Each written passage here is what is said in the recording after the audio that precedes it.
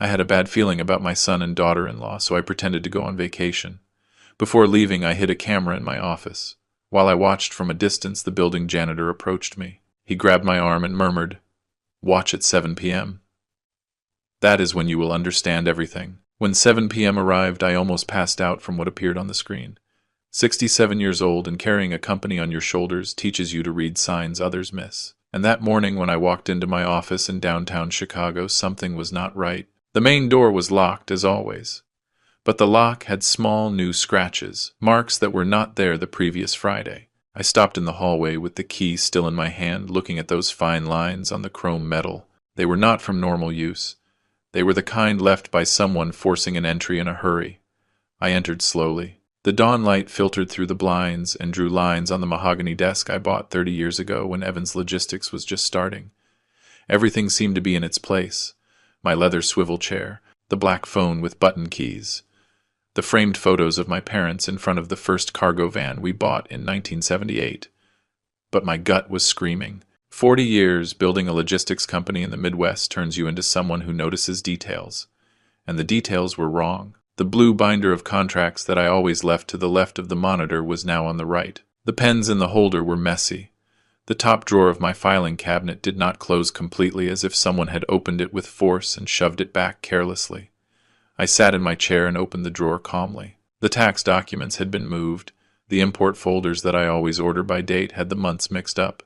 June was before May, August before July. As if someone had looked for something in a hurry and put it back without thinking about the order. I took a deep breath. I checked the second drawer. The property deeds for the land in Florida and Michigan were out of the protective plastic folders. Someone had taken them out, reviewed them, and put them back carelessly. One of them had a bent corner. I never allow my important documents to be mistreated like that. I leaned back in the leather chair and looked at the ceiling. Who? Only 5 people had keys to this office. Me, my secretary Linda, who has worked with me for 20 years, the accountant Mr. Henderson, a 72-year-old man who is more loyal than a guard dog, the operations manager Steve, who has been moving trucks for me for 30 years, and my son Richard, 38 years old, with a business degree from UPenn. Married to Vanessa, a 32-year-old woman, beautiful, ambitious, always dressed as if she were going to a gala. I did not want to think about him, but the signs were there. The previous week, at Sunday dinner at my house in the suburbs, Richard had asked strange questions. "Dad, have you updated your will?" He said it while cutting a piece of steak as if it were the most normal question in the world. "Why do you ask that, son?" I replied, looking at him over my glass of sparkling water. "No, well, it is just that you are getting old, right? You should have everything in order just in case." Vanessa looked at him sideways and smiled, a small, quick smile that disappeared when she noticed I was watching her. "Just in case, what?" I asked. "Well, you know, life is unpredictable. It would be good if someone helped you with the company finances, someone trustworthy." "Someone like who?" "Well, I do not know, someone young, someone who understands modern business." Vanessa nodded as if she agreed with every word. "I understand my business perfectly, Richard." "Yes, Dad, I am not saying you do not, but... Well, you are already 67. It is not bad to think about delegating, about passing the torch to the new generation." The new generation. What an elegant way of saying, "Step aside, old man." I said nothing else that night. I finished my steak, drank my coffee, and went to sleep. But the words kept spinning in my head like vultures over a wounded animal. And now, sitting in my office with the moved documents in front of me, the pieces began to come together. Someone had entered here. Someone had reviewed my contracts. Someone was planning something. And that someone had access, knowledge, and motives. I got up and walked to the window. From the 12th floor of the building, I could see the entire downtown skyline. Evans Logistics trucks passed every 20 minutes, taking merchandise to New York, to Nashville, to the border. 40 years building this. 40 years waking up at 5 in the morning. 40 years solving problems, negotiating with difficult clients, surviving economic crises. And now someone wanted to take it away from me. I took out my cell phone and dialed a number. "Hello," answered a raspy voice. "Roger, this is Arthur Evans. I need to speak with you." Roger was the building janitor, a 60-year-old man, thin with a white mustache and eyes that missed nothing. He had been taking care of the building for 15 years. He knew every person who entered and left. He knew who arrived early, who left late, who brought suspicious visitors. "Tell me, Mr. Evans, how can I help you?" "Have you seen strange movements in my office?" Anyone entering after hours? There was a silence on the other end of the line. Come to the security booth, Mr. Evans. We can talk better there. I went down the elevator and walked to the building entrance. Roger was sitting in his plastic chair drinking coffee from a thermos. He saw me arrive and pointed to a folding chair next to him. I sat down. Tell me, Roger. He took a sip of coffee and looked toward the parking lot. Your son has come 3 times in the last 2 weeks, always after 6 in the afternoon, always with his wife, always going straight up to your office. I felt a cold blow to my stomach. And what do they do there? I do not know, but they stay for about an hour, sometimes more, and 2 days ago I saw that a man I do not know went up with them. He was carrying a leather briefcase, wearing a tie like a lawyer or a notary. The world stopped for a second. A notary. Are you sure? Yes, Mr. Evans. I never forget a face, and that man is not from here. I had never seen him. I got up from the chair. My legs were trembling, but I maintained my composure. Thank you, Roger. Wait, Mr. Evans. I stopped. If you want to know what is happening, come tonight at 7 o'clock sharp. That is the time they always arrive. I will make sure you can see everything. I looked him in the eyes. They were tired eyes, but honest. I will see you at 7. I went back up to my office and locked the door. I sat in front of the computer and started thinking. If my son was plotting something, I needed proof. I could not confront him without evidence. He would deny everything. Vanessa would back him up. And I would look like a paranoid old man who distrusts his own family. I needed to see what was happening. I needed a camera. I opened my laptop and searched the internet. I found an electronics store on Main Street that sold small security cameras the size of a lighter. They could be hidden anywhere and transmitted live video to a cell phone or computer. I left the office, drove to the store, bought the camera, and returned. I hid it behind the accounting books on the bookshelf facing my desk. From that angle, the camera could record everything that happened in the office. I connected it to the building Wi-Fi and configured the application on my cell phone. Perfect. Now came the hard part. I had to make them believe I was leaving. I called Richard. Hello, Dad.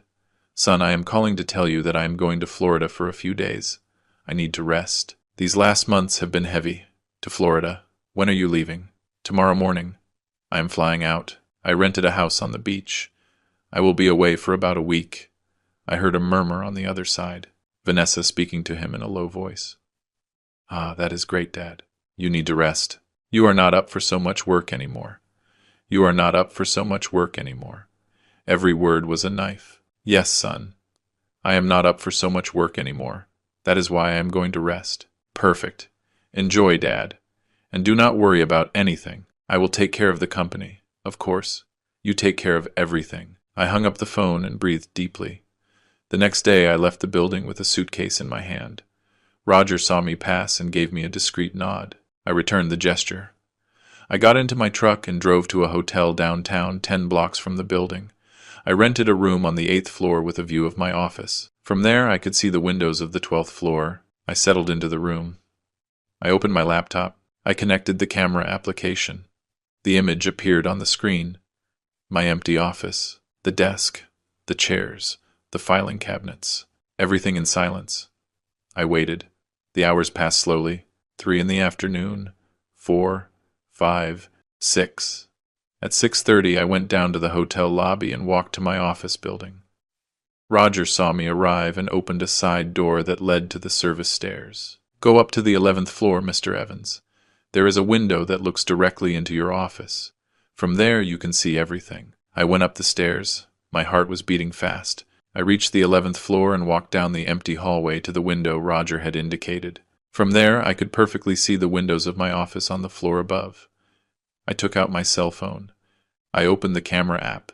6:55 p.m. My hands were sweating. 6:58 p.m. I heard the elevator opening on the floor above. Footsteps. Voices. 7 p.m. The door to my office opened, and what I saw on my cell phone screen froze my blood. Richard entered first. Then Vanessa. And behind them a man in a gray suit with a leather briefcase. A notary or crooked lawyer. They sat in front of my desk. Richard opened the drawer where I keep the property deeds. He took them out. He put them on the desk. The lawyer opened his briefcase and took out several documents. He spread them on the table. Vanessa spoke. I could not hear what she was saying, but her gestures were clear. She pointed to the documents. She pointed to the contracts. She smiled. Richard nodded. The lawyer took out a pen, and then I saw something that broke my soul. Richard took one of the documents. He signed it, with my name, with my signature, forged. The lawyer checked the signature. He nodded. He stamped the document. Vanessa clapped. The three hugged. I stood paralyzed. My son, my own son. He was forging my signature. He was selling my company behind my back. My legs trembled. I leaned against the wall. The cell phone almost fell from my hands, but I did not look away from the screen, because I needed to see everything. I needed to know exactly what they were doing. The lawyer took out more documents. He put them in front of Richard. And then I heard something, not through the camera, but through the window. Vanessa was talking loudly, so loudly that her voice went through the glass. When we send him to the lake house, the process begins. When we send him to the lake house, when no, yes, when. As if it were already decided. As if I were a hindrance that had to be removed from the path. Richard laughed. A laugh I had never heard from him. Cold. Calculating. In 2 weeks, this is ours. The lawyer closed his briefcase. The three left the office. I heard their footsteps moving away down the hall. The elevator opening. Closing. Silence. I stayed there in front of the window, holding my cell phone, watching the recording over and over again. My son. My blood. The boy I carried in my arms. The boy I took to play football on Sundays. The boy whose college tuition I paid. The boy I trained to one day take my place in the company. That boy now wanted to bury me alive. I went down the stairs slowly. Roger was waiting for me in the booth. "Did you see it, Mr. Evans?" I nodded. I could not speak. My throat had closed up. "I am very sorry," Roger said, "but it was important that you knew." "Thank you," I managed to say. I left the building and walked down Main Street aimlessly. The lights of the cars passed by me. People walked fast, hurried, living their lives. And I was there in the middle of it all, with a broken heart and a burning mind. Because one thing was certain: if they wanted to play dirty, I was going to teach them how the game is really played. 40 years in business had taught me something Richard never learned. In this world, the youngest does not win. The one who wins is the one who knows how to wait, the one who plans. The one who strikes when the enemy lowers his guard, and I was going to strike hard. That night I did not sleep. I stayed in the hotel room, sitting on the edge of the bed, watching the recording over and over on my laptop. Every gesture of Richard, every smile of Vanessa, every movement of the lawyer, the forged signature, the property deeds for the land in Florida and Michigan spread out on my desk as if they were poker cards. Vanessa's words resonated in my head like church bells. When we send him to the lake house, the process begins. When? No. Yes. When? As if I were an old piece of furniture that had to be taken out of the house to make space. As if my 67 years of life, 40 of them building Evans Logistics, were worth nothing. I got up from the bed and walked to the window. From the 8th floor of the hotel, I could see the lights of Chicago extending like a golden sea to the horizon. Millions of people sleeping peacefully. Millions of families under the same roof, trusting each other. And me here hiding in a hotel, spying on my own son. What irony. I spent my whole life teaching him values, respect, honesty, hard work. I taught him that a man builds his destiny with his hands, not with lies. That a man's word is worth more than any signed contract. And what did he do with those lessons? He threw them in the trash. Just like he was doing with me. I closed my eyes and took a deep breath. The pain was real, physical, as if someone had put a hand in my chest and was squeezing my heart. But along with the pain, something else was growing. Something cold, something hard. Rage. Not the explosive rage that makes you scream and break things. The other kind. The rage that makes you think, plan, act with precision. I sat in front of the laptop and opened a new document. I started writing everything I knew. Facts. Richard and Vanessa entered my office 3 times in the last 2 weeks. They brought a lawyer. Richard forged my signature on legal documents. They are planning to take control of the company. The plan includes sending me to the lake house to start the process. They mentioned a deadline. 2 weeks. Questions. What documents did Richard sign? Who is the accomplice lawyer? Who are they planning to sell the company to? How do they plan to legally justify the transfer? What does sending him to the lake house mean? That last question gave me chills. It could not be literal. Or could it? Were they planning to do something to me? No, I knew Richard. He was ambitious, treacherous, a liar, but he was not that. Or was he? Did I really know my son, or had I been living with a stranger all these years? I closed the laptop and took my cell phone. I searched my contacts until I found the name I needed. Attorney George Miller. My lawyer. One of the best corporate lawyers in the state. 62 years old. Silver hair. Italian suits. A mind sharp as a razor. I had known him for 30 years. He had handled all the important contracts for Evans Logistics. He knew every detail of the legal structure of my company. If anyone could help me, it was him. But it was 2 a.m. I could not call him now. I would have to wait until dawn. I lay in bed, but I could not close my eyes. Every time I tried, I saw Richard's face signing those documents, Vanessa's face clapping, the lawyer's face stamping the betrayal. At 6 a.m, I got up, showered, and dressed in one of my gray suits. If I was going to face this, I would do it like the businessman I am. Not like a victim. At 8 o'clock sharp, I called George. "Hello," he answered with his deep and deliberate voice. "George, this is Arthur Evans. I need to see you urgently." There was a pause. "What happened, Arthur?" "I cannot talk about it on the phone. We can meet at your office." "Sure. What time?" "Can you do it now?" Another pause. "Give me an hour." "I will see you at 9. I will be there." I hung up. I left the hotel and walked 3 blocks to a diner I have known for 20 years. I ordered a black coffee and some eggs. I was not hungry, but I needed to eat something. My stomach burned from pure tension. At 10 to 9, I arrived at the building where George has his office. 15th floor office with a view of the river. His secretary recognized me immediately. "Mr. Evans, please go in. The attorney is waiting for you." I entered the office. George was sitting behind his dark wood desk, reading some documents. He looked up and motioned for me to sit. "You look terrible, Arthur." "I feel worse. What happened?" I took out my cell phone, opened the camera app, and showed him the recording. George put on his glasses and watched the screen in silence. 2 minutes. 3. 5. When it finished, he took off his glasses and leaned back in his chair. "This is fraud. Forgery of documents. And if what they plan involves declaring you mentally incapacitated to take control of your assets, it is also elder financial abuse." "How serious is it?" "Very serious. We are talking about federal crimes. They could go to prison." I felt a knot in my stomach. Prison. My son. In prison. George looked at me fixedly. "But before we get to that, we need to understand exactly what they are planning. I need to see the documents he signed. I need to know who that lawyer is. And I need to know who they are selling the company to." "How do we find that out?" "By letting them continue." I looked at him without understanding. "What?"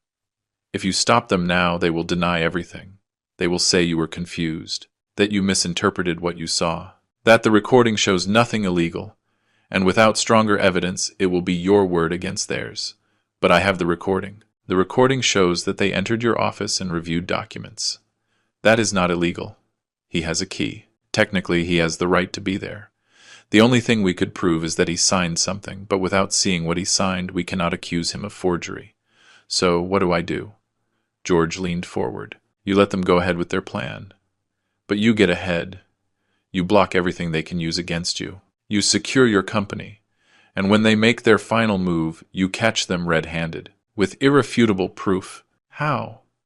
"First, we are going to authenticate your signature at a legitimate notary public. We are going to put on record that any document signed after today without your physical presence is false." "Can that be done?" "Not only can it be done, it must be done. It is a legal protection that any businessman with your level of assets should have. We are going to do it today." "What else?" "Second, we are going to transfer the company to a trust. A legal trust where you are the sole beneficiary. That way, even if they forge your signature on sales documents, those documents will have no validity because the company will no longer be in your name. It will be in the trust. And won't that raise suspicions? Outwardly, nothing will change. The company will continue operating the same. The employees will notice nothing. But legally, it will be armored. No one will be able to sell it, transfer it, or mortgage it without your physical and personal authorization before a notary." "How long does it take to do that?" "If we start today 1 week, they mentioned 2 weeks. Perfect. That gives us time. And then you wait. You let them believe their plan is working, and when they make their final move, when they present the forged documents, when they try to close the sale, that is when you stop them. With all the evidence, before the authorities, before the district attorney, before a judge. I remained silent, processing everything. It was a solid plan, cold, calculated, exactly what I needed. Is there anything else? I said. What? Vanessa said something in the recording. When we send him to the lake house, the process begins. What does that mean? George frowned. Do you have property by the lake? A house in Michigan. I bought it 10 years ago for vacations. Is it in your name? Yes. Does Richard have access? He has keys. But the deed is in my name. George stood thinking. It is possible they are planning to make you sign a power of attorney while you are there. A remote place, far from your circle of trust, far from your lawyers. They take you, they make you sign documents, and when you return to Chicago, you are no longer the owner of anything. My stomach churned. And if I refuse to sign, then they will look for another way. They could forge more documents. They could try to declare you incapacitated. They could invent that you have mental health problems. With the right doctors and the right documents, it is possible. Is it that easy to take everything from someone? If the victim does not protect themselves, yes. That is why it is important that we act fast. I got up from the chair. Let's start today. George nodded. Give me 2 hours to prepare the documents. At 11, I will see you at Notary Public number 7. It is a notary I know well. The notary is completely trustworthy. I left his office and went down to the street. The morning sun hit the asphalt hard. The city kept moving. Cars, trucks, people walking fast with their cell phones in hand, all living their normal lives. And I was here in the middle of a war I never asked for, walking aimlessly for a few minutes. I needed to clear my mind. I needed to think. How had I reached this point? At what moment did I lose my son? Was it when I put him in business school? Was it when he met Vanessa? Was it when I started giving him responsibilities in the company? Or was it before? Was it when his mother died 10 years ago and I locked myself in work so as not to face the pain? Was it when I stopped asking him how he was and only asked him how the company numbers were? Was it when I turned him into an employee and stopped treating him like my son? The questions burned me, but the answers did not matter. What mattered was the present. And in the present, Richard had chosen his path and I had to choose mine. At 11 o'clock sharp, I arrived at Notary Public number 7. George was already there with a folder full of documents. The notary was a 50-year-old man, thin with glasses and a brown suit. Mr. Evans, it is a pleasure, he told me, extending his hand. The pleasure is mine. We sat in his private office. George spread the documents on the desk. Mr. Evans, these are signature authentication documents. What we are going to do is simple. You are going to sign these papers in my presence, in the presence of the notary, and in the presence of 2 witnesses. We are going to record your official signature, and we are going to declare that any document signed outside of this procedure without your verified physical presence will be considered false. Perfect. I signed every document. The notary stamped every page. The witnesses signed too. Everything was recorded. Ready, said the notary. From this moment on, if someone presents documents with your signature and you were not present to sign them, those documents are legally void. And if they already signed something with my forged signature, those documents will also be void, and the person who presented them will face criminal charges. I nodded. First step completed. Now for the trust, said George. We spent the next 4 hours at the notary preparing the documents to transfer Evans Logistics to a private trust. It was a complex process, but necessary. At the end of the day, the company was protected, legally armored. No one could touch it without my physical and personal authorization. I left the notary at 5 in the afternoon, exhausted but relieved. George walked with me to the parking lot. What is next? I asked him. Now you wait. Keep the recorder active in your office. Let them move. Let them believe everything is going according to their plan. And when they make their final play, you stop them. And if they try something before, they won't. They mentioned 2 weeks. That means they are waiting for the right moment. They are probably waiting for the buyer to arrive, for the money to come together, for everything to be ready to close the operation. And who can be the buyer? That is what you have to find out. Do you have competitors who have shown interest in buying your company? I thought for a moment. Yes, Pacific Freight, a company from out of state. They have been trying to expand into the Midwest for years. They have made me offers before, but I have always rejected them. Do you know the owner? Yes, his name is Howard Stone, an ambitious guy without scruples. Do you think he would be willing to participate in something like this? If it suits him, yes. Then it is probable that he is the buyer. Investigate discreetly without raising suspicions. How? You have contacts in the industry, don't you? Yes. Use them. Ask if anyone has heard rumors that Pacific Fleet is about to make a big acquisition. If the answer is yes, then we will know the plan is underway. I nodded. Anything else? Yes. Keep your distance from Richard. Do not confront him. Do not show suspicions. Act normal as if nothing were happening. That is going to be difficult, I know, but it is necessary. If he feels you discovered him, he will change strategy and we will lose the opportunity to catch him. Understood? George put a hand on my shoulder. I know this is difficult, Arthur, but you are doing the right thing. What Richard is doing is not only illegal, it is a betrayal, and betrayals are not forgiven. They are punished. I stayed looking George in the eyes. He is my son. I know. If I go ahead with this, I will lose my only son. You already lost him, Arthur. A long time ago. Now you are just protecting what is yours. The words fell on me like stones, but they were true. Thank you, George. That is what we are here for. I will call you tomorrow to review how things are going. We said goodbye. I got into my truck and drove back to the hotel. That night before sleeping, I watched the recording again, and this time, instead of pain, I felt something different. Clarity. Determination. If Richard wanted to play, I was going to play, but with my rules. And in this game I had 40 years of experience while he was just learning. Bad luck for him. The following days were a mix of surveillance and preparation. I kept the camera active in my office, checking the recording every night. Richard returned 2 more times. Always with Vanessa. Always reviewing documents. Always speaking in a low voice, like conspirators. One night I heard them mention a figure. $2 million. The sale price. My company. 40 years of work. Valued at $2 million. I felt like laughing. Evans Logistics was worth triple that. But they were so desperate to close the deal that they were giving the company away. Idiots. Meanwhile, I did my own investigations. I called Manuel, an old friend who has a courier company in Detroit. He knows everyone in the Transport Guild. Hey, Manuel, have you heard anything about Pacific Fleet? What do you want to know? If they are about to make any big acquisition. There was a pause. Well, yes. I heard Howard Stone is looking to enter the Chicago market. They say he already has a closed deal, that he is going to buy a big company. My stomach turned. Do you know which company? They did not tell me.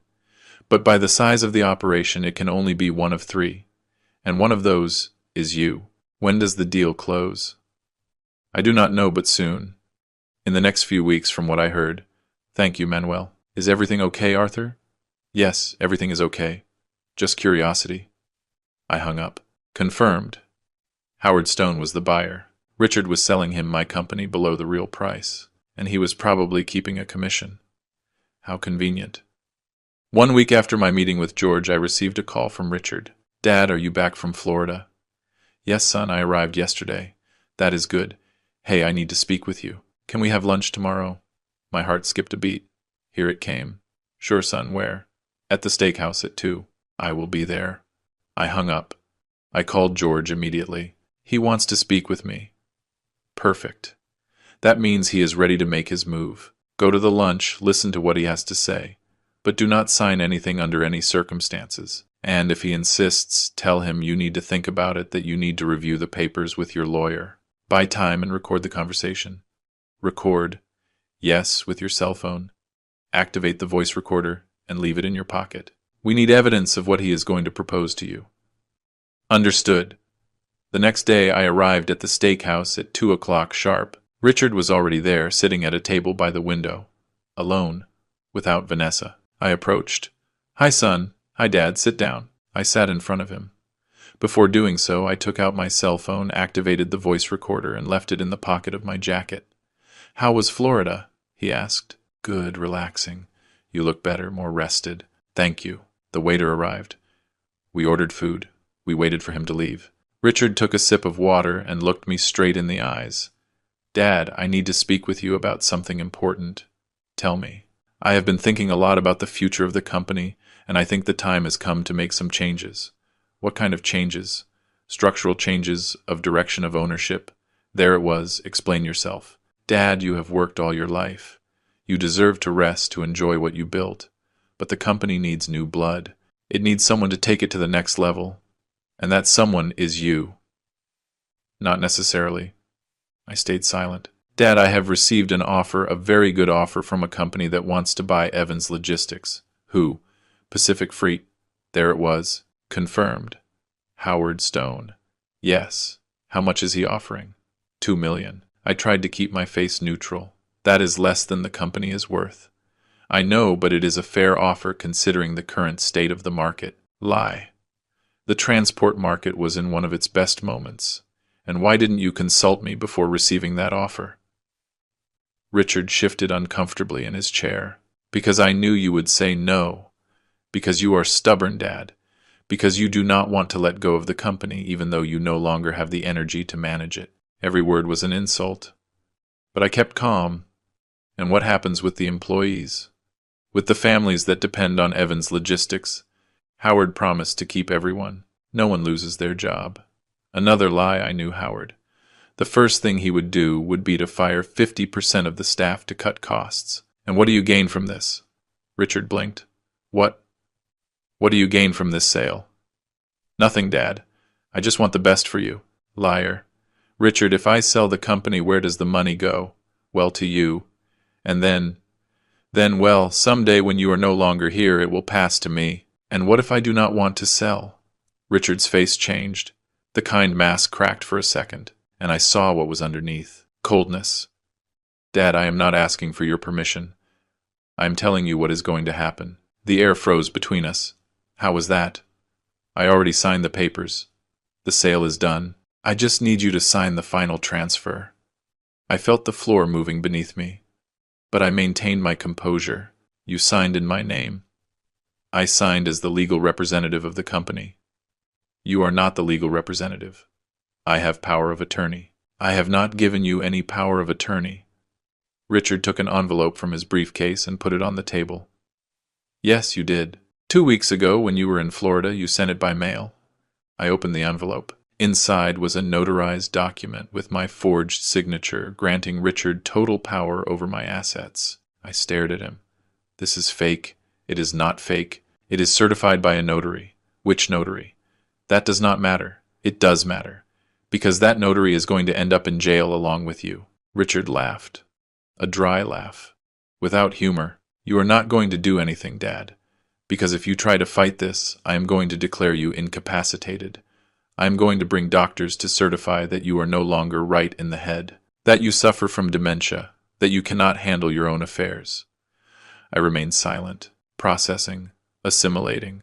My son was threatening me, openly, shamelessly. This is what is going to happen, continued Richard. You are going to sign the final transfer. You are going to accept the money from the sale, and you are going to retire quietly to your house in Michigan. You are going to live comfortably the rest of your life, and no one has to get hurt. And if I refuse, then things get ugly. And believe me, Dad, you do not want things to get ugly. I looked him in the eyes, and I saw a stranger. Who are you? Richard got up from the chair. I am the future, and you are the past. The faster you accept it, the better for everyone. He left $100 on the table to pay for the food, and he left. I stayed sitting there, alone, with the envelope in my hands. The cell phone kept recording in my pocket. Everything, every word, every threat, every confession. I took out the cell phone and stopped the recording. I saved it. I backed it up to the cloud, and I called George. He already made his move. What happened? I told him everything. When I finished, George whistled low. This is better than I expected. Better. He just confessed everything to you. He just threatened you. And you have it recorded. This is enough to sue him criminally. What is next? Now we wait. He thinks he won. That he scared you. That you are going to sign. But you are not going to do anything. And when he presents the fake documents to close the sale, that is when we catch him. When will that be? Soon. Very soon. If he already signed the preliminary papers, the closing must be days away. And meanwhile, You prepare yourself. Because when this explodes, it is going to explode hard. I hung up. I stayed sitting in the restaurant looking out the window. People walked by. Cars. Life. And me here in the center of a storm. But this time I controlled the wind. The next 3 days were the longest of my life. Every hour felt like an eternity. Every minute dragging like a funeral procession. I stayed at the hotel watching the camera in my office, waiting for Richard's next movement. George called me twice a day to check progress. Anything new? Nothing yet. Have patience. They are waiting for the perfect moment. But patience was never my strength. 40 years building a business taught me to act, not to wait. However, this time I had no choice. I had to let Richard sink himself. The afternoon of the third day, something changed. I was checking the camera when I saw Richard enter my office. This time he did not come alone. He came with Vanessa, with the accomplice lawyer, and with a man I recognized immediately. Howard Stone, the owner of Pacific Freight. A 50-year-old man, fat with a thick mustache and gold rings on both hands. The kind of man who smells of dirty money from afar. They sat around my desk, as if it were theirs. The lawyer extended documents on the table. Howard reviewed them carefully. Richard pointed to specific parts, explaining something I could not hear from the camera. Vanessa smiled, that smile that gave me nausea. My cell phone vibrated. A message from George. Are you seeing this? I had given him access to the live stream of the camera. Yes, I replied. That is Howard Stone, right? Yes. Perfect, they are closing the deal. This is what we needed. What do I do? Nothing. Just watch. And record everything. I left the cell phone aside and concentrated on my laptop screen. Howard took a pen from his jacket. He signed several documents. The lawyer stamped every page. Richard signed after. With my name. With my forged signature. Again and again and again. Every signature was a blow to the stomach, but I forced myself to keep watching. I needed to see everything. I needed to know exactly what they were doing. After signing, Howard took a thick envelope from his briefcase. He opened it. Inside were bundles of bills. He put them on the desk. Richard counted them quickly. He nodded. Howard extended his hand. They shook hands. And just like that, in less than 20 minutes, my company had been sold. 40 years of work, sold as if they were a used car. I felt like I was running out of air. I got up from the chair and walked to the hotel window. I opened the window wide and breathed deep. The fresh afternoon air hit my face. I closed my eyes. I counted to 10. I breathed again. And when I opened my eyes, the rage had turned into something different. Into determination. Into absolute clarity. Now I had everything I needed. I called George. I have it all recorded. Perfect. Download the video. Save it in 3 different places. Cloud, hard drive, USB drive. We cannot risk losing it. Understood. Now comes the hard part. What part? Tomorrow they are going to present the signed documents before the corresponding authorities to make the property transfer official. They are going to go to the recorder of deeds. They are going to register the sale. And at that moment, you are going to appear. Appear. Yes, with all the documents we prepared. With the recordings. With the proofs of forgery. And with a criminal complaint. A complaint. Yes, Arthur. This is no longer a civil matter. It is criminal. Fraud. Forgery of documents. Asset theft. Your son is going to face criminal charges. The words fell on me like stones. Criminal charges. My son. George, I just want to recover my company. I know. But the law does not work like that. If you present the evidence, the authorities have the obligation to act. You cannot report only the part that suits you. It is all or nothing. Does that mean Richard is going to go to prison? Possibly. Depends on the judge, depends on the prosecution. But yes, it is a real possibility. I remained silent. Processing. Arthur, I know this is difficult, but you have to understand something. What Richard did is not a mistake. It is not a bad decision. It is a crime. A serious crime. And if you let it pass, you do not just lose your company. You are telling him that he can do whatever he wants without consequences. He is my son, and he chose to betray you. He made that decision. Not you. I breathed deep. What do I have to do? Tomorrow at 9 in the morning, show up at my office. We are going to go together to the district attorney to file the complaint. Then we go to the recorder's office. And when Richard arrives there with his fake documents, the police will be waiting for him. And Howard Stone. Him too. If he participated in the purchase knowing that the documents were fake, he is an accomplice. He faces the same charges. And the lawyer, that one is going to lose his license and probably face charges too. Notarizing fake documents is a serious offense. And Vanessa, if she participated actively in the fraud, she also faces consequences. I felt a huge weight on my shoulders. George, this is going to destroy my family. Your family is already destroyed, Arthur. Richard took care of that. He was right. I knew it, but it hurt to hear it. I see you tomorrow at 9. I will be there. I hung up. I sat on the edge of the bed. The hotel room suddenly felt small, suffocating. I got up and went out to walk. I went down to the street and walked aimlessly through downtown Chicago. The lights of the businesses illuminated the sidewalks. Street vendors shouted their products: hot dogs, pizza, pretzels. Life followed its normal course, and I here in the middle of a nightmare. I reached the plaza. It was full of people, tourists, families, children running. I sat on a bench in front of the fountain, and for the first time in 3 days, I let the emotions catch up with me. I did not cry. I did not scream, but I felt the full weight of what I was about to do. Tomorrow my son was going to be arrested. Because of me. Well, no.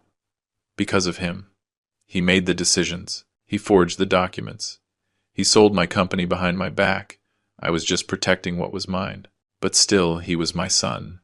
The boy I carried in my arms when he was born. The boy I taught to ride a bicycle. The boy who cried in my arms when his mother died. At what moment did that boy become this? At what moment did I lose the ability to see him? At what moment did he stop being my son and become my enemy? The questions had no answer. Or maybe yes. Maybe the answer was simple. I never lost him. Simply, I never had him. Maybe he was always like this. Maybe I was just seeing him clearly for the first time. I stayed sitting on that bench until it got dark, until the streetlights turned on, until the plaza emptied. And then I got up. I walked back to the hotel. I went up to my room. I showered. I went to bed. And for the first time in days, I slept. It was not a peaceful sleep, but it was enough. At 8 in the morning the next day, I got up. I dressed in my best gray suit, and I left the hotel. I drove to George's office. He was already waiting for me at the building entrance, with a black leather briefcase in his hand. "Good morning, Arthur." "Good morning." "Ready?" I nodded. "Let's go."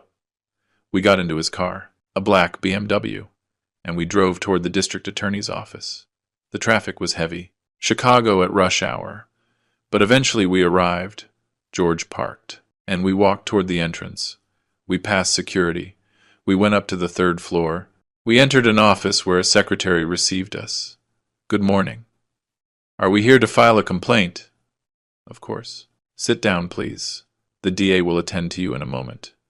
We sat on some uncomfortable plastic chairs. We waited 15 minutes. Finally, a man of about 45 with a white shirt and blue tie came out of an office. "Attorney Miller." "Yes, sir." "Come in, please." We entered his office. We sat in front of his desk. "How can I help you?" George opened his briefcase and took out all the documents, the recordings, the proofs of signature forgery, the trust documents, the notary authentications, the hidden camera video. He put everything on the desk. "Sir, we are here to report asset fraud and forgery of documents. My client, Mr. Arthur Evans, is the owner of Evans Logistics, a logistics company valued at more than $6 million.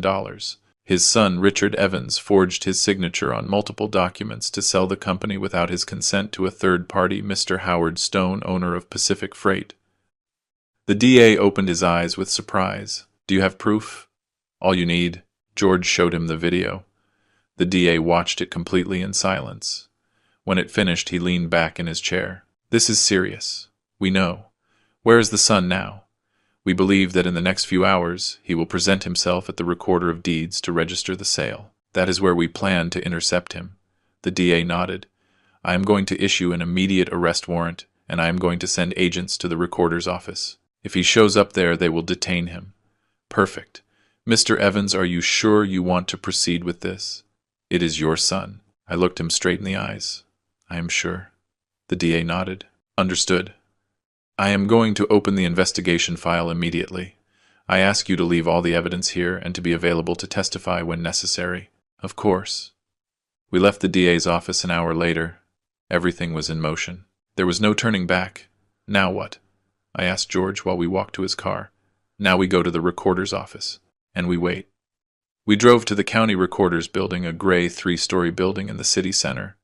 We arrived at 11 in the morning. We parked on the street with a view of the main entrance. How long are we going to wait? I asked. The time that is necessary. We waited an hour. 2. At 1 in the afternoon, George went out to buy sandwiches and sodas. We ate in the car. We kept waiting. At 2:30, my cell phone vibrated. A message from an unknown number. Dad, I know what you are doing. Do not make a mistake you are going to regret. It was Richard. How did he know? I showed the message to George. Someone warned him. Maybe the lawyer. Maybe someone at the registry. It does not matter. Let him know that does not change anything. Do you think he will come? I do not know. But if he does not come today, he will come tomorrow. Or the day after. Eventually he has to register the sale. Without that registration, the transfer is not legal. Another message arrived. We can fix this. Let's talk you and me without lawyers. I did not respond. George looked at me. Do not answer him. Do not give him information. Let him get desperate. I put the cell phone away. We kept waiting. At 3:15, a silver car parked in front of the building. Richard got out of the driver's seat. Vanessa got out of the passenger seat. The lawyer got out of the back seat. The 3 walked toward the building entrance. There they are, I said. George dialed a number on his cell phone. Sir, they arrived. They are entering the building. He hung up.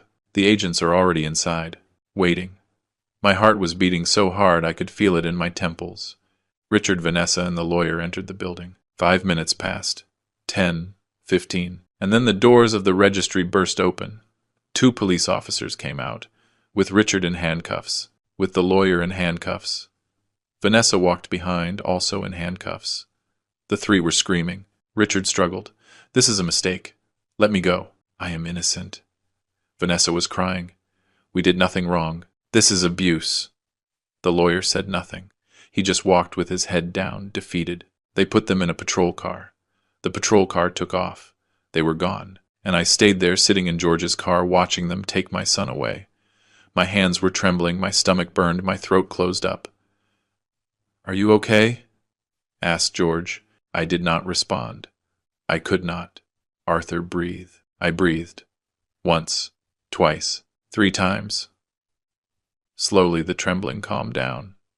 You did the right thing, said George. I nodded. I know. But knowing I did the right thing did not make it hurt less. That night I returned to the hotel. But I could not stay in the room. The space felt too small, too silent. I went out to walk again. This time I went toward the lakefront park, a place where I used to take Richard when he was a child. We sat on the benches by the lake. We ate ice cream. We watched the ducks swim. He asked me things. Dad, why is the sky blue? Dad, do ducks feel cold in the water? Dad, will you always be here? Always. That is what I promised him, that I was always going to be there for him. And I kept that promise. Until today. Today I was the one who sent him to jail. I sat on the same bench where we used to sit. The park was almost empty. Only some night joggers. Some couples walking. The lake was still. The ducks slept on the shore. I took out my cell phone. There were several messages. One from George. I already spoke with the DA. Richard was detained at the central booking. Tomorrow they present him before the judge. The bail is going to be high. He probably cannot pay it. He is going to stay in custody until the trial. Another message. From an unknown number. I hope you are happy. You destroyed your own family. Vanessa. I deleted the message. Another one. Mr. Evans, I saw the news. If you need anything, I am here. Roger. I smiled sadly. Roger. The janitor who warned me. The man who helped me see the truth.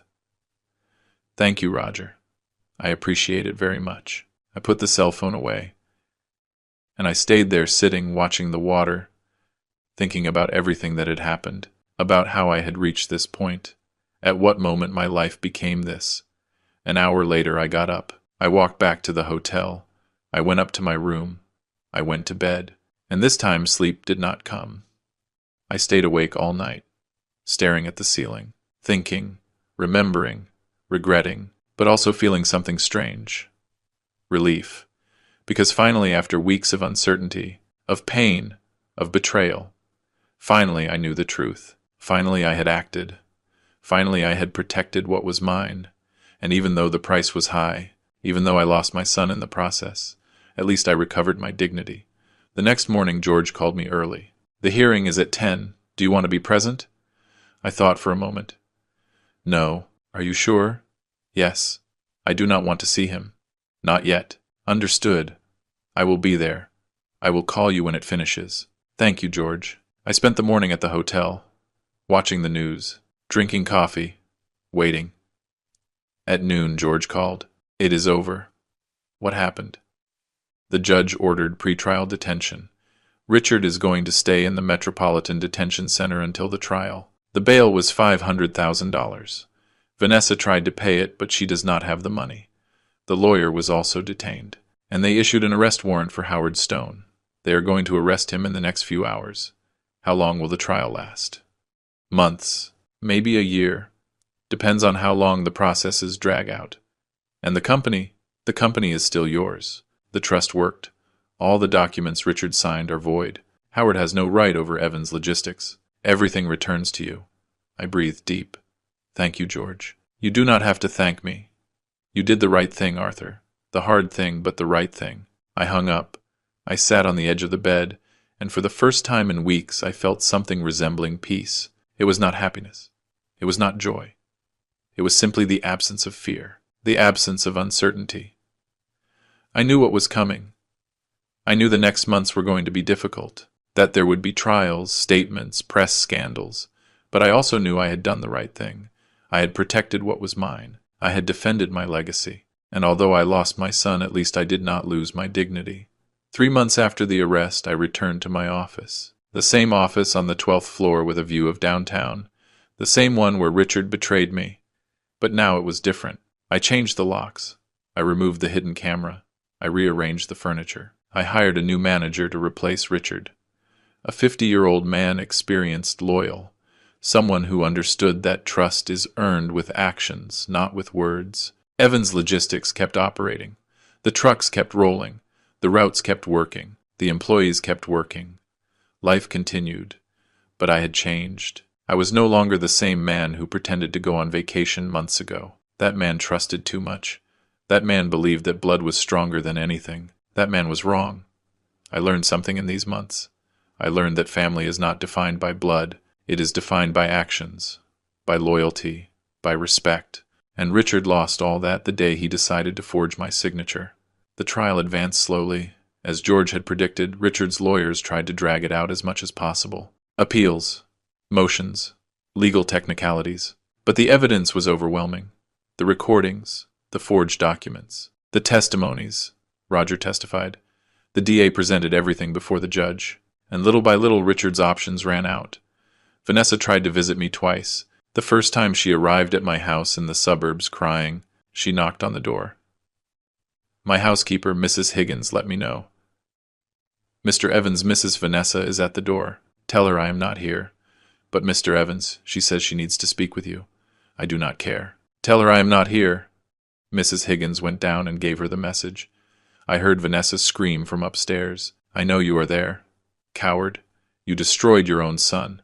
I closed my bedroom window. I had nothing to say to her. The second time she waited for me outside my office building. When I went out to the parking lot, she approached me. "Mr. Evans, please let's talk. We have nothing to talk about. Richard is your son, your only son. How can you do this to him?" I stopped. I looked her straight in the eyes.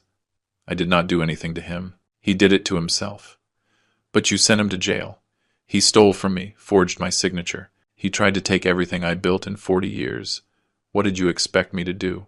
Let him get away with it. He is your son. Not anymore." The words came out colder than I expected, but they were true. Vanessa stayed silent. Tears ran down her cheeks. "You are a terrible man. Maybe. But I am a man who protects what is his." I got into my truck and drove away. I never saw her again after that. 4 months after the arrest, the day of the verdict arrived. George called me early. Today is the day, Arthur.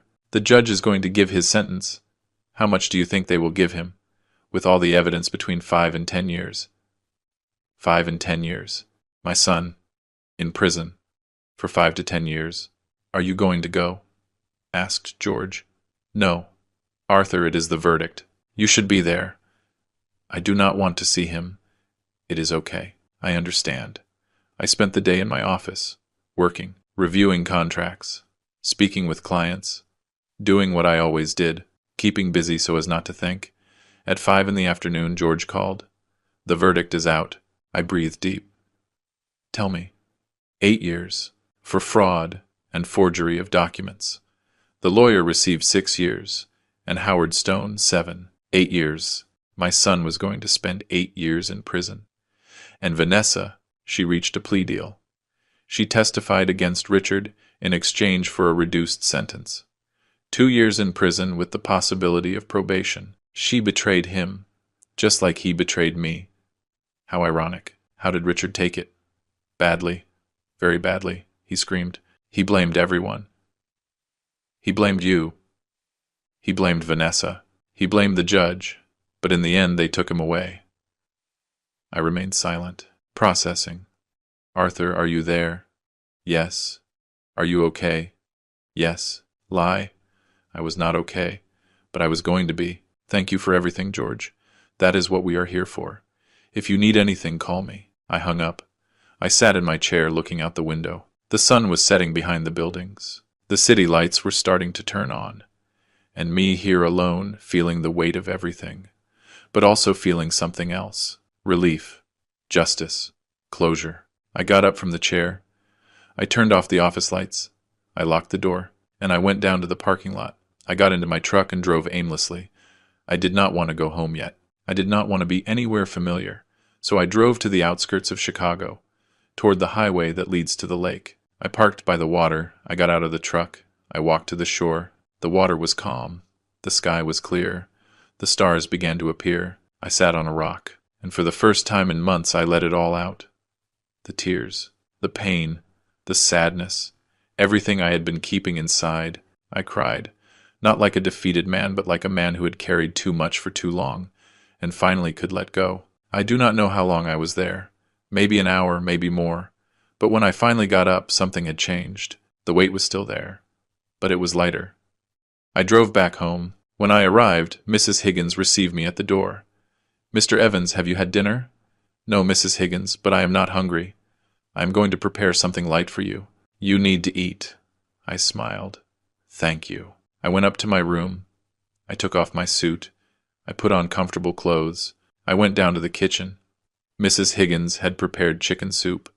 I sat at the table. I ate slowly. And for the first time in months, the taste of food was not bitter. 1 year after the verdict, I received a letter from the state penitentiary. From Richard. I kept it in my desk without opening it for a week. I did not want to read it. I did not want to know what he had to say. But curiosity won. One night alone in my office, I opened the envelope. The letter was handwritten with shaky handwriting. Dad, I do not know if you are going to read this. I do not know if you care, but I need to write it. I have had a lot of time to think in here, a lot of time to reflect on what I did, on the decisions I took. And you are right. I did everything wrong. I betrayed you. I stole from you. I disrespected you. And the worst part is that I did it consciously. It was not a mistake. It was not an impulse. It was planned, calculated. And now I am paying the consequences. I am not writing to ask for forgiveness. I know I do not deserve it. I am not writing to ask you to get me out of here. I know you will not do it. I am writing because I need you to know something. It was worth it. Not the money, not the company, not the power. Your respect was worth it, and I lost it due to my own stupidity. I learned something in here, Dad. I learned that respect is not inherited. It is earned, and I never earned it. I only expected it. I expected that because I was your son, everything belonged to me. But it does not work like that, and now I understand. Late, very late, but I understand. I do not expect you to forgive me.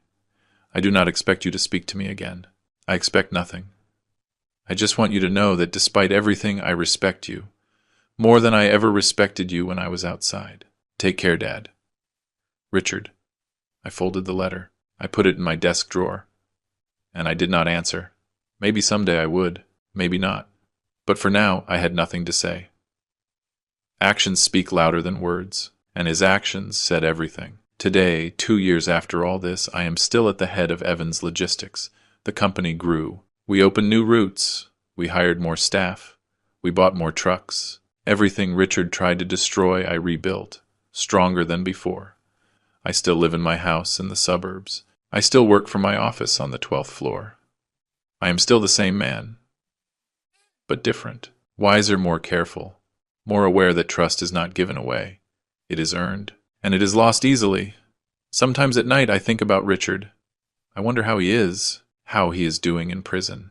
If he really learned something, or if he only wrote that letter to manipulate me one more time. I do not know, and maybe I will never know. But what I do know is this: I did the right thing. I protected what was mine. I defended my dignity, and even though the price was high, it was worth it. Because in this world, a man who does not defend what is his is not a man. He is a victim, and I refuse to be a victim. I learned that respect is not begged for, it is commanded, that family is not defined by blood, it is defined by loyalty, and that sometimes the hardest decision is the right one. If you are listening to this and you are going through something similar, I tell you something. Do not be afraid to defend what is yours. Do not be afraid to set boundaries, even if it is with your own family, because in the end, the only thing you really have is your dignity, and that no one can take away from you, unless you allow them to. I did not allow it, and you should not either. Thank you for listening to my story. I hope it serves you well, and remember, respect is earned, dignity is defended, and betrayal is paid for. Always. Thank you for joining me in this story. If it made you reflect, leave me a comment. I would like to know what you would have done in my place. And if you know someone who is going through something similar, share this story. Maybe it will help them make the right decision. See you in the next story. Take care. And take care of what is yours.